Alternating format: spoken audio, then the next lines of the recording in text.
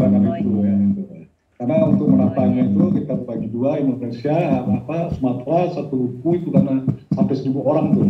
Ya, Aceh 400, Riau 150, Kalbar 150 itu ada 1.000.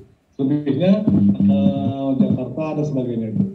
Nah, tapi bisa saja kita masukkan dari buku satu itu ada dari Singapura misalnya, bisa saja nanti kita atur. Tapi saya menyarankan karena ini adalah buku sejarah kita, kawan-kawan memiliki sekaligus 2 buku satu paket ini. Satu paketnya ya, yang satu lagi dia beli dengan harga 150. Sayang kalau tidak memiliki dua ini. Kita standingkan, nanti saya tambah dengan penyatuan buku itu ada tulisannya buku pencetak ekonomi itu. Jadi itu di semacam mata itu nanti ya. Nah, sehingga saya kalau hanya satu buku gitu. Karena memang janji kita setiap orang satu buku dengan 1.000 halaman ya. Dan tidak ada satupun percetakan di Jakarta yang mampu nyetak buku 2 halaman lebih, itu tidak bisa. Tebal sekali dan ribet kerjanya. Untuk buku setebal 1.000 halaman, satu halaman itu mungkin 1.050 halaman atau 1.100 ya. Itu pun kita mencari percetakannya sembarangan gitu. Ya. Dulu pernah kita coba mencetak 1.000 itu pecah-pecah deh. Ya. Nah ini salah satu percetakan kita ini yang jago dia menjadi buku 1.000 itu, sehingga buku Gurindam yang sampai ke ibu-ibu sekarang itu bertahan ya, buku pantun bertahan. Jadi saya sarankan kawan-kawan memiliki satu paket buku ya, sehingga lengkap dia 2 buku itu menjadi buku syair dan tradisional. Ibu ya, sampaikan nanti dulu ya kan, saya itu ya, nggak sayang lah 150.000 membeli buku setebal itu ya, menjadi sejarah bagi kita. Oke, karena pertanyaan saya jawab. Tadi Pak Ilham, ayo Pak Ilham.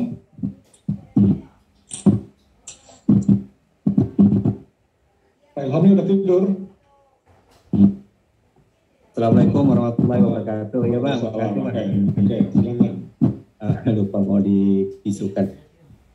Pada dasarnya sih sebenarnya saya sama dengan Ibu tadi tuh Bang yang baru bertanya berhubungan dengan buku. Memang kalau kami sih memang rasanya sayang kalau buku itu dipecah menjadi 2 buah.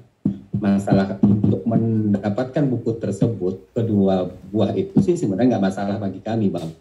Cuma kesannya yang terpisah dari negara-negara selain Indonesia, baik ASEAN maupun Amerika, Australia di kemarin yang punya ada yang daftar, itu yang kami sayangkan sebenarnya. Kami kepingin bergabung dengan yang dari internasional itu.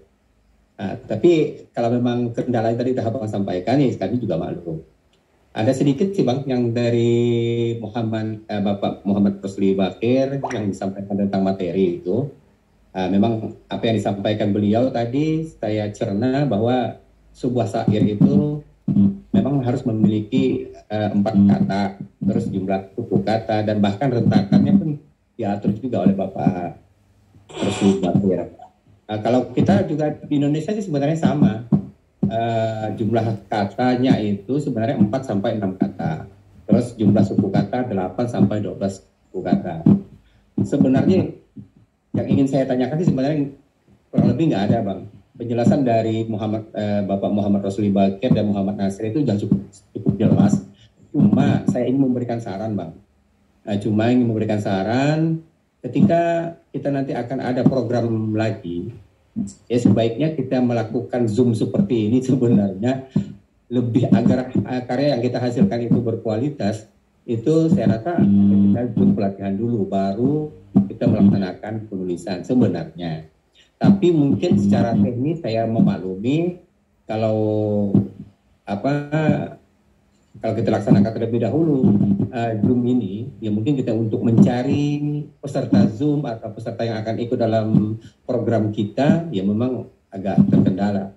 Tapi kalau memang seperti ini, yang seperti kemarin Gurindam, bahkan sampai sekarang ya syair, kalau saya garis bawahi, kalau hemat saya, ya memang hasil yang saya pribadi, yang saya ciptakan, karya syair itu rasanya kurang lepas.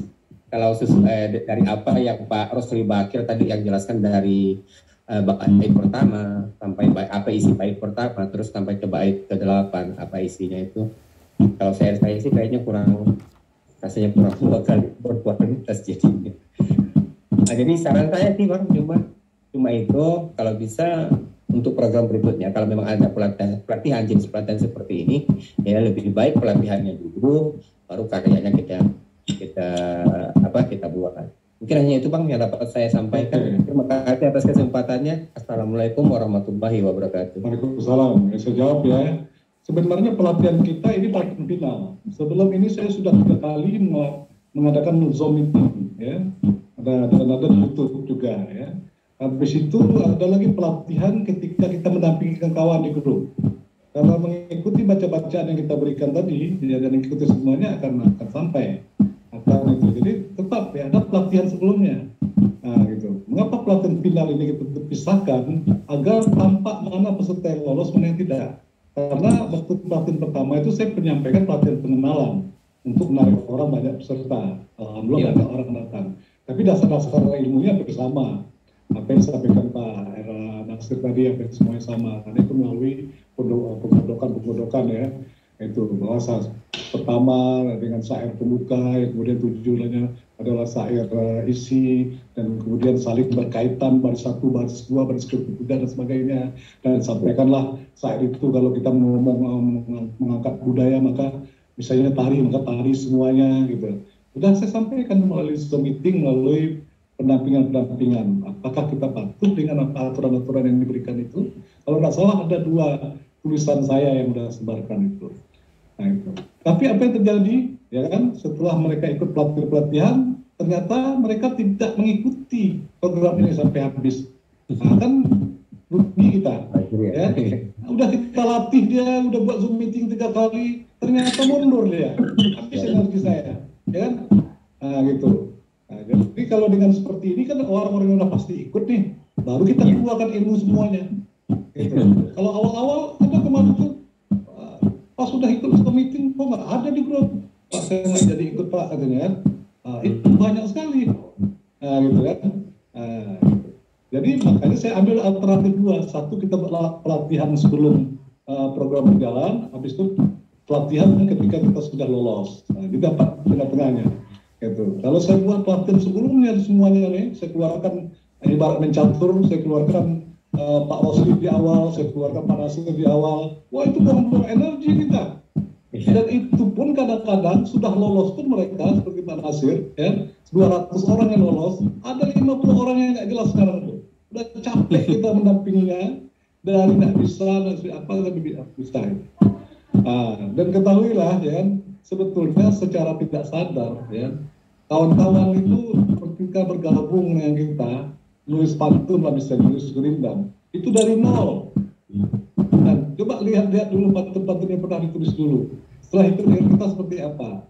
Itu yang katanya Pak Nasir mengatakan boleh bandingkan karya-karya pantun, syair, gerindam apa yang telah dibuat oleh kawan-kawan perluas melalui pembinaan ini, bandingkan dengan syair yang sudah dibuat.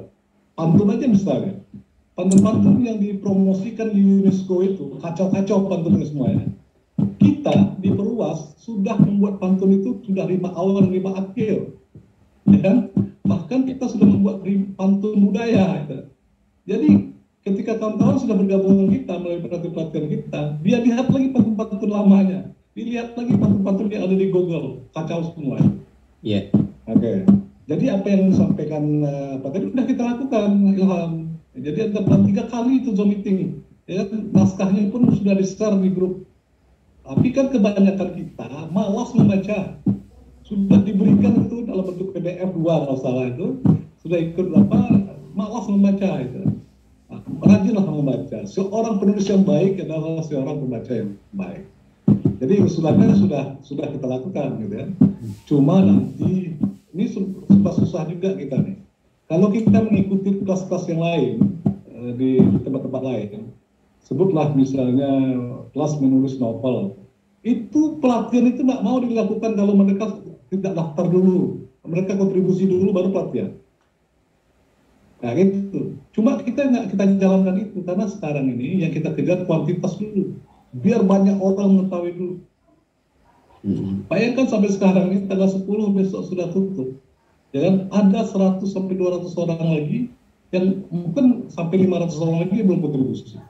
Padahal mereka sudah mendapatkan pelatihan, sudah mendapatkan pendampingan, ya. Wah, alasannya sibuk, alasannya nggak punya duit, padahal sudah berbulan-bulan dia dari grup itu. Nah, tapi itu kita maafkan, kita sapa, gitu ya. Itulah kita. Jadi saya lagi pikir-pikir apakah kita pakai konsep kawan-kawan yang lain ya. Jadi pelatihan menulis novel 1,5 juta, langsung bayar dulu baru pelatihan. 1,5 juta mereka. Bukunya cuma apa? Kita 350.000 bukunya setebal ini 1.000 halaman lebih, ya. Dapat lagi sertifikat, dapat lagi pelatihan, ya kan? Nah itu. Tapi betapa susahnya. Adalah kalau makan bakso 350.000 itu, ya 3 orang 4 orang habis gitu. Nah, sementara sejarah nggak bisa. Oke, itu usulannya kami terima dan kami sudah lakukan. Cuma mungkin nanti strateginya seperti apa? Apakah kita sudah siap dengan strategi baru? Daftar dulu, kontribusi dulu, baru pelatihan, ya. Atau itu banyak apanya, sisi-sisi plus dan minusnya. Nah, kita coba, ya. Atau tidak tanpa pelatihan dulu, pantun 1.000 guru ASEAN itu tanpa pelatihan, semua mengirim naskahnya, tapi kan hasilnya kacau balau, ya. Ada kacau lah, ya. Nah, kemudian puisi dulu juga gitu. Nah, ada saya pakai mentor dulu. Kirim semua puisi 1.300 orang, langsung saya layout dan sebagainya, selesai. Sekarang kita siapkan berapa mentor? Malaysia Pak Rosli dengan Pak Hamzah. Indonesia itu banyak sekali mentornya, belum lagi adminnya, untuk menjaga agar mengurangi karya yang kurang berkualitas. Jadi kerja kerasnya ada apa? Kalau orang kan melihat asik-asik aja nih, setelah perjuangan, wah hebat apa dong. Tapi kita ini berdarah-darah kita nih, ya. Melatih orang sampai tidak tidur kita, tiba-tiba besok mundur ya, kan? Nah, jadi latihan yang kita lakukan ini tidak hanya melalui Zoom meeting ini, tapi juga pendampingan mentor secara pribadi. Nah, itu sebetulnya yang lebih efektif. Terus yang kedua, saya pesankan pada kawan-kawan banyaklah membaca, apa yang kita berikan. Sebentar lagi tulisan Pak Nasir, Pak Rusli saya kirim, ya, melalui grup. Tolong dibaca dan dihayati. Jangan hanya disimpan aja, dibaca, dihayati dan menggunakan ilmu itu. Gitu ya. Oke ya, Bung Ilham ya. Nanti ada lagi Bu Emi Suhaimi. Silakan Bu Emi. Ya, terima kasih banyak Bang atas kesempatannya. Assalamualaikum warahmatullahi wabarakatuh. Waalaikumsalam. Sebetulnya saya ingin mengatakan bahwa saya sangat beruntung sekali ya berada di komunitas Perwat ini. Terima kasih sudah mengajak saya, Bu Hani ya. Memang kalau untuk kalangan kita yang ada di dalam Perwas ini memang sudah memahami ya, sedikit banyak setelah pelatihan itu sudah memahami puisi lama seperti pantun, gurindam, syair gitu ya, dan juga itu banyak jenisnya. Tetapi yang menjadi problem mungkin di Indonesia itu untuk siswa. Untuk siswa itu mereka tuh minim sekali pengetahuan tentang lamun lama. Walaupun di kurikulumnya tuh ada, di SMP sudah mulai ada tentang puisi lama, tapi itu hanya cuma 4 jam gitu. Jadi dapat apa coba kalau cuma segitu kan? Nah jadi saya punya keinginan, punya impian gitu, kita bersama-sama mengadakan program itu seperti contohnya Media Guru itu kan ada satu buku satu siswa, atau satu siswa satu buku, satu guru satu buku, sabu namanya, satu guru satu buku, sabu. Kalau satu buku satu siswa sabu sasi namanya, singkatannya gitu. Nah kita mungkin berada di dalam komunitas puisi lama, kita bisa juga mengadopsi seperti itu. Jadi memang latihan secara luring, secara fisik ya, bukan Zoom, tapi memang kalau secara fisik kan nggak mungkin dari seluruh daerah datang ke Jakarta, nggak mungkin, jadi per wilayah gitu. Nah itu juga jadi mereka diberikan pelatihan, tentu yang mau ya daftar gitu ya, ada kontribusinya, kemudian kita pelatihan, dan setelah itu yang berminat baru kita tawarkan untuk bikin buku begitu. Jadi kan udah kesaring tuh serius ya yang mau bikin pantun atau bikin syair itu. Jadi mungkin satu guru satu syair atau satu siswa satu syair itu sangat bagus supaya anak-anak juga mengenal dengan budaya kita sendiri, karena puisi lama itu bukan hanya milik Bengkalis dan Riau saja, itu milik Indonesia sebetulnya kan, sehingga kita kenalkan itu budaya kita, budaya adiluhung kita kepada seluruh masyarakat Indonesia. Nah, kalau kita masing-masing wilayah melakukan itu, kita membantu untuk menyebarkan puisi lama kepada anak-anak Indonesia, mungkin akan lebih bagus lagi gitu. Nah, ilmunya dari perluas gitu, karena yang begitu Pak. Jadi kapan ya itu akan terlaksana gitu. Makasih. Oke, makasih Bu Suhaimi. Pikiran itu ada ya, pikiran itu ada. Cuma saya termasuk orang yang tidak mau membuat sesuatu karena orang lain ya. Melihat ada orang buat seperti ini, saya buat juga seperti itu saya hindari. Jadi perluas itu selalu membuat sesuatu yang tidak dibuat orang. Kita selalu menjadi pelopornya, ya. Jadi kalau kita ingin membuat sesuatu nanti mungkin akan berbeda kemasannya. Gitu. Ya, nggak apa-apa. Dan itu nanti akan masuk ke program 2024 nanti ya, di mana kita melibatkan murid dan guru ya. Nanti kita libatkan mungkin udah kalau untuk sastra lama kayaknya yang besar-besar, partai besar mendapat rekor muri ini kayaknya syair ini penutupnya. Dan kita nggak buat lagi. Tapi nanti kita mungkin akan buat gaduh-gaduh. Misalnya kumpulan pantun guru dan murid, kumpulan syair guru dan murid, kumpulan guru dan murid, seperti itu. Itu. Jadi ini Pak, saya sering banget ikut di dalam acara-acara, kemudian MC-nya itu bikin pantun, itu salah. Masa pantun hanya satu baris, hanya dua baris, satu sampiran, satu isi, kan salah gitu loh. Ngerti gitu loh. Bentuk pantun itu seperti apa, kan malu-maluin gitu. Jadi guru itu perlu ilmu, Pak, perlu ilmu sastra lama. Apalagi sekarang di Jakarta ini sudah budaya, setiap MC pasti dia membuka dengan pantun, tapi pantunnya kadang-kadang salah begitu. Oke. Itulah sebabnya mengapa kita bisa menjadi mengkritisi ya, ketika kita belajar bersama-sama ya. Kadang-kadang itulah bedanya mengapa kita di Purwas ini selalu menekankan ketulisan. Nah, kalau tulisan kan banyak orang daerah-daerah atau orang-orang apa tuh udah jago-jago. Tapi ternyata setelah kita teliti ya, pantun tulisan atau syair tulisan dengan yang dibacakan ya, itu ternyata cabang ilmu yang berbeda ya. Kalau lisan baik pantun mau syair dan gurindam asal sama bunyinya enak aja didengar, tetapi kalau ketika dituliskan saya banyak itu MC keren didengar enak, tapi ketika dituliskannya ada satu baris itu sampai 8 kata sampai apa berantakan dia. Coba bayangkan kalau saya tidak buat aturan dalam pantun 4 kata, ya, tiba-tiba ada 6 kata, itu satu halaman nggak cukup tuh, mengedit layoutnya susah tuh. Contoh kemarin dari Brunei. Jadi berarti nggak indah juga dilihatnya. Indah juga. Jadi dia buat sampai 8 kata tuh. Akhirnya tukang layout susah membuatnya karena ketika satu baris itu terdiri dari 8 bait, 4 bait kiri kanan. Bayangkan kalau satu kata, satu kalimat itu, satu baris itu terdiri dari 8 kata atau 6 kata. Itu dia mengambil ruang yang banyak. Susah. Jadi secara tata letak, layout apa juga kan dan tidak indah.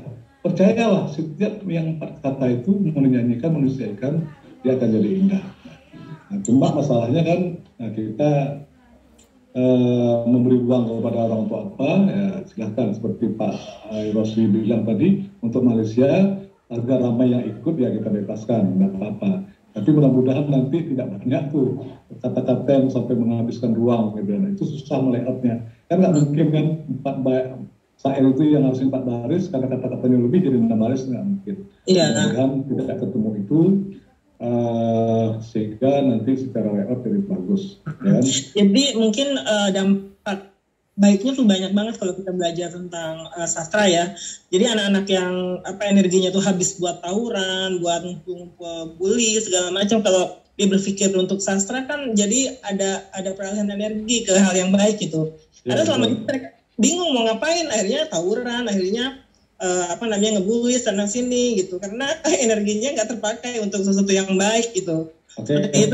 Oke, Bu Suhaimi, Ibu Emi, idenya kita tampung. Nanti Pak Rosli, Pak Nasir, yang pakar-pakar di sastra puisi lama ini. Pak Rosli masih bersama kita ya, Pak Rosli? Halo Pak Rosli?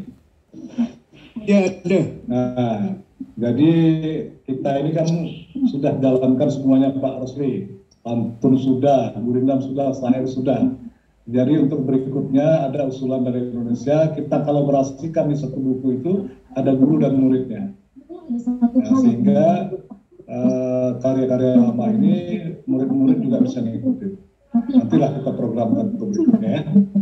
Dan Pak Rosli siap memberikan ilmunya untuk Nusantara dan Pak Nasir juga ya. Baik, makasih Bang. Ya, oke. Siap Pak Rosli ya. Ya, insya Allah. Selalu Pak Rosli Ya, di terima kasih. perjuangan kita angkat sastra lama ini ya. Insya Allah. Oke. Saya kira sudah cukup semuanya ya bertanya ya. Monggo, Ya. Ustaz. Oke. Tolong saya simpulkan lagi ya hasil pertemuan kita malam ini bahwa kedua narasumber sudah memperkuat apa yang kita pelajari selama ini, tapi jangan terpengaruh apa yang sudah ditulis, karena itu adalah proses menulis. Jangan setelah kita ikut ini, tiba-tiba saya ingin rubah saya, jangan, nanti habis waktu ya. Ya begitulah perjalanan kita dalam menulis. Nah, tapi saya yakin kalau untuk berkualitas betul syairnya, tentulah tidak seperti penulis-penulis syair yang memang sudah biasa ya. Setidak-tidaknya kawan-kawan sudah bisa menulis syair ya, dan sesuai dengan kebutuhan. Dan saya merasa bahagia program kita ini hampir seluruh provinsi di Indonesia mengikutinya. Plus Papua yang tidak memiliki televisi syair, dia ikut ya. Ada 5 orang peserta dari Papua. Ya. Dan kemudian nanti kami juga akan memberi penghargaan kepada provinsi peserta terbanyak dan kabupaten terbanyak. Jadi nanti Pak Rosli seperti tahun lalu Malaysia juga kita bagi per provinsi, Johor, apa gitu, Malaka gitu. Nah, jadi kalau per negara, jadi kita bagi kalau misalnya daerah, kalau di Malaysia namanya apa? Daerah ya, negeri ya, negeri Johor, berapa pesertanya? Pesertanya berapa? Kalau sampai 400 pesertanya mengalahkan Aceh, berarti lah dia pemenang pertama.